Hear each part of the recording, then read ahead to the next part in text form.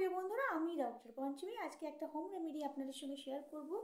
এই রেমেডিটি হচ্ছে যাদের অল্প বয়সেই চুল পেকে যাচ্ছে, অর্থাৎ 30 এজের পরেই যাদের চুল পেকে যাওয়ার সম্ভাবনা বা গ্রে হেয়ারের সমস্যা দেখা যাচ্ছে, তাদের ক্ষেত্রে এই হোম রেমেডি খুবই এফেক্টিভ। তো ভিডিওটি শুরু করার আগে যারা আমার চ্যানেল নতুন এসেছেন, চ্যানেলকে সাবস্ক্রাইব করতে ভুলবেন না, এবং নোটিফিকেশন বেল আইকনটিকে প্রেস করে দেবেন যাতে পরবর্তী যে কোনো ভিডিও আপডেট সবার আগে আপনার কাছে এসে পৌঁছায়।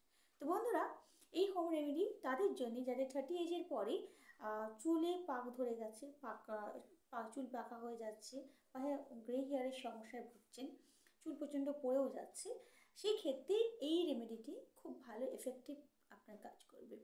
খুবই এফেক্টিভ একটি রেমেডি। ফার্স্ট, একটি লোহার কড়াইয়ের মধ্যে আপনি একটা বড় কাপ নিয়ে এক কাপ সরষের তেল, বা আপনি নারকেল তেলও ইউজ করতে পারেন। ওর মধ্যে 2 চামচ মেথি পাউডার, 2 চামচ আমলা পাউডার এবং 2 চামচ হেনা পাউডার দিয়ে ভালো করে হালকা আঁচের মধ্যে 5 মিনিট ভালো করে এটাকে মিক্সড করুন। এরপরে এটাকে সেইভাবে ছেড়ে দিন, ওই লোহার পাত্রের মধ্যেই ছেড়ে দেবেন।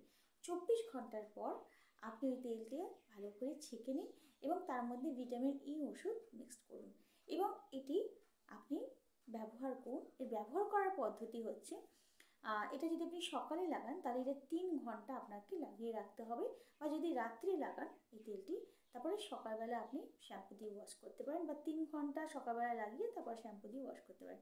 প্রায় সপ্তাহে এটিকে 2 বার আপনাকে করতে হবে। 1 মান্থ করে দেখুন, দেখবেন আপনি খুব ভালো এফেক্ট পেয়েছেন, খুব ভালো রেজাল্ট এটা।